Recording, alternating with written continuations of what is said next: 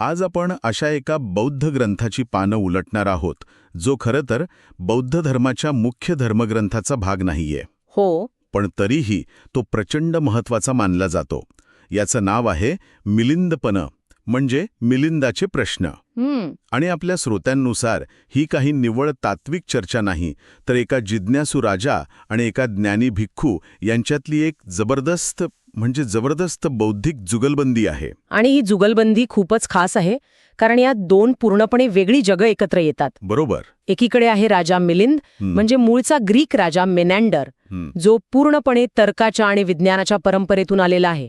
आणि दुसरीकडे आहेत बौद्ध भिक्खू नागसेन, जे भारतीय अध्यात्म आणि दर्शनाच्या परंपरेचे प्रतीक आहेत. साधारणपणे इसवी सन पूर्व 1 शतकात पाली भाषेत रचलेला हा ग्रंथ म्हणजे ह्या दोन विचारविश्वांचा एक संगमच आहे. अगदी. म्हणजे एका बाजूला आहे पाश्चात्य तर्कशास्त्र आणि दुसऱ्या बाजूला पूर्वेकडील अध्यात्म. आणि राजा मिलिंद बौद्ध धर्मातील आत्मा, कर्म, पुनर्जन्म यांसारख्या संकल्पनांवर असे काही खोचक आणि थेट प्रश्न विचारतो की कोणीही सुरुवातीला गोंधळून जाईल. हो, नक्कीच. या चर्चेतून बौद्ध धर्मातील काही अत्यंत गुंतागुंतीच्या गोष्टी किती सोप्या करून सांगितल्या आहेत हे पाहणं खरंच खूप रंजक ठरणार आहे. चला तर या दोघांमधील त्या प्रसिद्ध संवादापासून सुरुवात करूया, जिथे या चर्चेची पहिली ठिणगी पडते. सगळ्यात प्रसिद्ध आणि सुरुवातीचा जो भाग आहे तो म्हणजे रथाचं रूपक. हो. आणि याची सुरुवातच इतकी नाट्यमय आहे. राजा मिलिंद भिक्खू नागसेन यांना भेटतो आणि थेट विचारतो, आपण कोण आहात? अगदी थेट प्रश्न. यावर नागसेन खूप शांतपणे उत्तर देतात, महाराज, मला नागसेन म्हणून ओळखलं जातं. पण नागसेन हा केवळ एक शब्द आहे, एक नाव. इथे कोणीही स्थायी व्यक्ती अस्तित्वात नाही. हे ऐकून राजा मिलिंद, जो एका ठोस तार्किक उत्तराची अपेक्षा करत असतो, तो तर पुरता गोंधळून जातो. हो, साहजिकच आहे. त्याचा प्रतिप्रश्न एकदम स्वाभाविक आहे. तो म्हणतो, 1 मिनिट, जर नागसेन कोणी नाहीच, तर मग तुमच्यासमोर ठेवलेलं अन्न कोण खातं? हे वस्त्र कोणी परिधान केलंय? बरोबर. जर कोणी तुमची हत्या केली तर त्या पापाचा धनी कोण असेल? तुमच्या म्हणण्यानुसार तर ती हत्याच होणार नाही, कारण नागसेन म्हणून तर कोणी नाहीच. क्या बात आहे. म्हणजे राजांनी नागसेनांना त्यांच्याच युक्तिवादात अडकवण्याचा प्रयत्न केला. हो, त्याने स्व किंवा मी ह्या कल्पनेला नाकारण्याच्या बौद्ध सिद्धांतावरच थेट हल्ला चढवला. मग नागसेन काय करतात?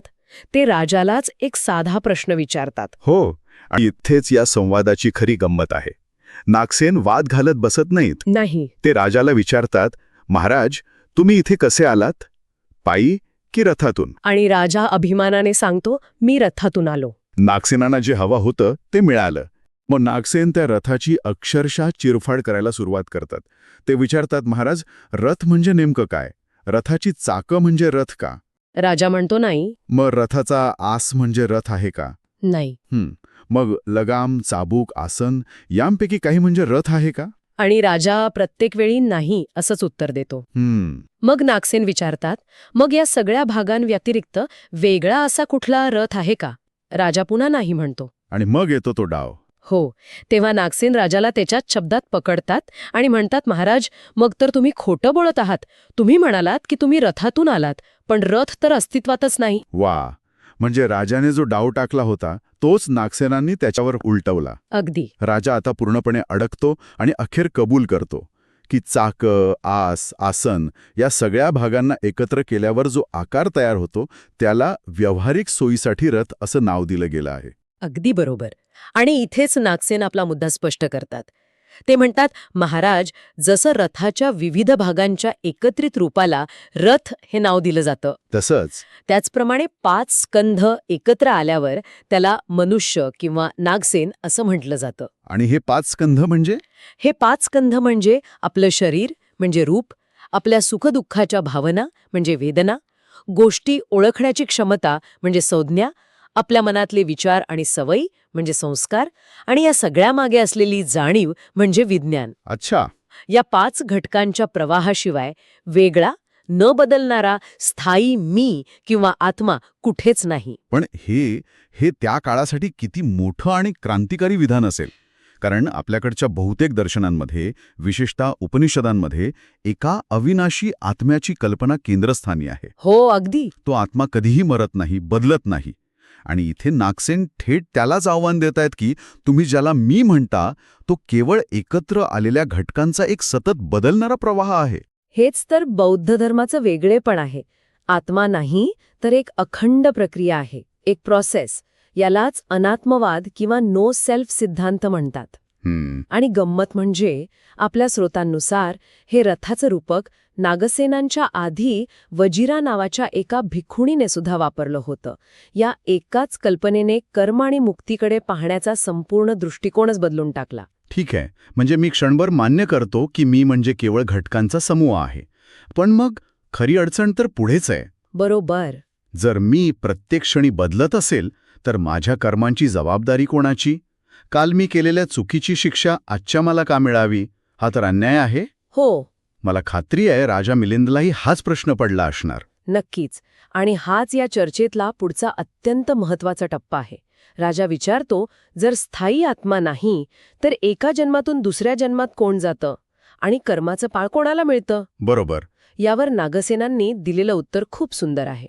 त्यांनी दिव्याचं उदाहरण वापरलं. दिव्याचं उदाहरण ते काय आहे? नागसेन म्हणतात, महाराज विचार करा की रात्रीच्या पहिल्या प्रहरी आपण एक दिवा लावतो, तो दुसऱ्या प्रहरीही जळत राहतो आणि तिसऱ्या प्रहरीही. ठीक आहे. आता मला सांगा, पहिल्या प्रहरीची ज्योत आणि तिसऱ्या प्रहरीची ज्योत एकच आहे का?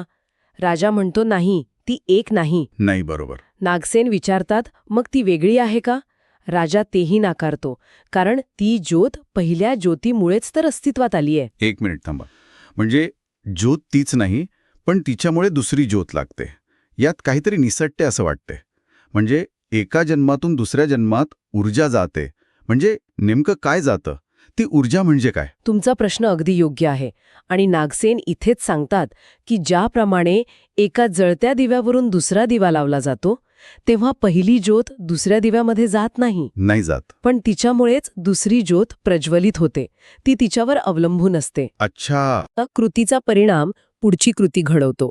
ही एक सातत्याची प्रक्रिया आहे. म्हणजे एक अखंड कार्यकरण भावाची साखळी, कॉज अँड इफेक्ट. अगदी.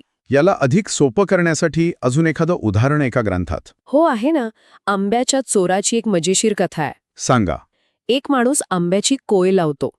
काही वर्षांनी त्याचं मोठं झाड होतं आणि त्याला आंबे लागतात. दुसरा एक माणूस येतो आणि ते सगळे आंबे चोरून नेतो.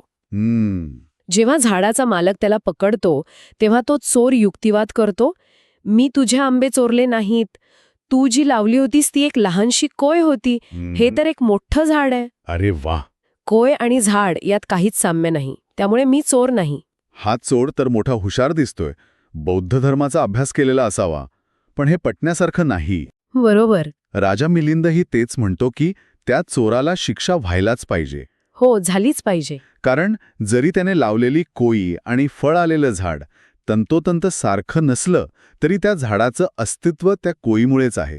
त्यांच्यात एक कार्यात्मक संबंध आहे. बरोबर. नागसेन हेच सांगतात की जरी कृती करणारी व्यक्ती आणि फळ भोगणारी व्यक्ती तंतोतंत सारखी नसली तरी त्यांच्यात तोच कार्यकारण भाव आहे. त्यामुळे कर्माच्या फळांपासून कोणीही सुटू शकत नाही. वा.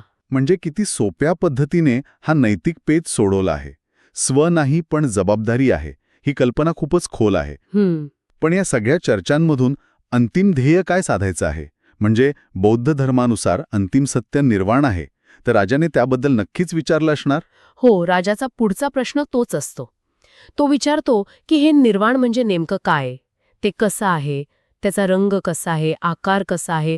तो पुन्हा एका ठोस भौतिक वर्णनाची अपेक्षा करतो. नागसेन इथे नकारात्मक पद्धतीचा वापर करतात.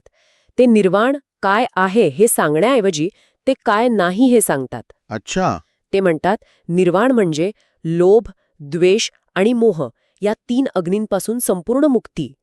ते शब्दांत पूर्णपणे वर्णन करता येत नाही. पण मग राजाचं समाधान कसं झालं? त्याला काहीतरी उदाहरण तर दिलं असेलच. हो, नागसेनांनी वाऱ्याची उपमा दिली. वाऱ्याची? हो. ते विचारतात, महाराज वारा दिसतो का? राजा म्हणतो नाही. मग वारा अस्तित्वातच नाही का? नाही, तसं कसं होईल? राजाही तेच म्हणतो, नाही, वारा आहे. तो आपल्याला जाणवतो, त्याचा स्पर्श होतो, तो झाडं हलवतो. बरोबर. नागसेन म्हणतात, निर्वाणही तसंच आहे. जे निर्वाण प्राप्त करतात त्यांना ते अनुभवता येतं, पण त्याचं वर्णन इतरांसाठी करता येत नाही. ते अनुभवायची गोष्ट आहे. या चर्चेत ध्यान आणि बुद्धांच्या आचरणावरही काही संवाद झाला आहे का? कारण निर्वाणापर्यंत पोचण्याचा मार्ग तर ध्यानच आहे. नक्कीच. ध्यानाबद्दल बोलताना नागसेन म्हणतात, ज्याप्रमाणे गढूळ पाणी काही वेळ स्थिर ठेवल्यास किंवा गाळल्यास त्यातला गाळ खाली बसतो आणि पाणी स्वच्छ होतं. त्याचप्रमाणे ध्यान मनातील विचारांचा आणि भावनांचा गढूळपणा शांत करतं आणि मनाला शुद्ध, स्थिर आणि तेजस्वी बनवतं. आणि बुद्धांबद्दल? राजाने विचारलं का की बुद्ध सर्वज्ञ होते का? त्यांनी कधी चुका केल्या का? हो, हा एक धाडसी प्रश्न होता.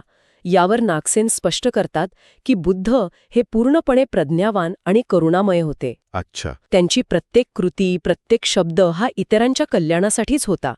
ते जाणते अजाणतेपणीही अशी कोणतीही चूक करू शकत नव्हते ज्यामुळे कोणाचंही अहित होईल. त्यामुळे ते नीतिमत्तेचा आणि आचरणाचा एक सर्वोच्च आदर्श आहेत. तर ह्या संपूर्ण चर्चेतून एक गोष्ट अगदी स्पष्ट होते. मिलिंदपन्न हा ग्रंथ केवळ तात्विक शब्दांचे बुडबुडे उडवत नाही, तर रथ, दिवा, आंबा, वारा यांसारख्या रोजच्या जीवनातील उदाहरणांमधून अत्यंत गहन विचार अगदी सहजपणे आपल्यापर्यंत पोचवतो. अगदी बरोबर. या ग्रंथाचा उद्देशच हा होता की राजा मिलिंदसारख्या जिज्ञासू आणि प्रत्येक गोष्ट तर्काच्या कसोटीवर घासून पाहणाऱ्या व्यक्तीच्या मनातील प्रश्नांची उत्तरं देणं. ह्यात केवळ आम्ही सांगतो म्हणून विश्वास ठेवा असं कुठेही म्हटलेलं नाही, तर प्रत्येक गोष्टीसाठी तर्क आणि समर्पक उदाहरण दिलेलं आहे. ही एक खुली, प्रामाणिक आणि बौद्धिक चर्चा आहे. ही चर्चा ऐकणाऱ्यांसाठी एक शेवटचा विचार मनात येतोय. नागसेनांनी प्रत्येक गुंतागुंतीच्या कल्पनेसाठी त्या काळातील एक समर्पक रूपक वापरलं. रथ, दिवा, आंबा ही त्या काळच्या लोकांना सहज समजणारी उदाहरण होती. हो, बरोबर. जर आजच्या काळातल्या एखाद्या जटिल संकल्पनेला, जसं की इंटरनेट किंवा कृत्रिम बुद्धिमत्ता म्हणजे AI, आपल्याला नागसेनांच्या पद्धतीने समजावून सांगायचं असेल, तर आपण कोणतं रूपक वापरू? आपला आजचा रथ काय असेल? विचार करण्यासारखा प्रश्न आहे.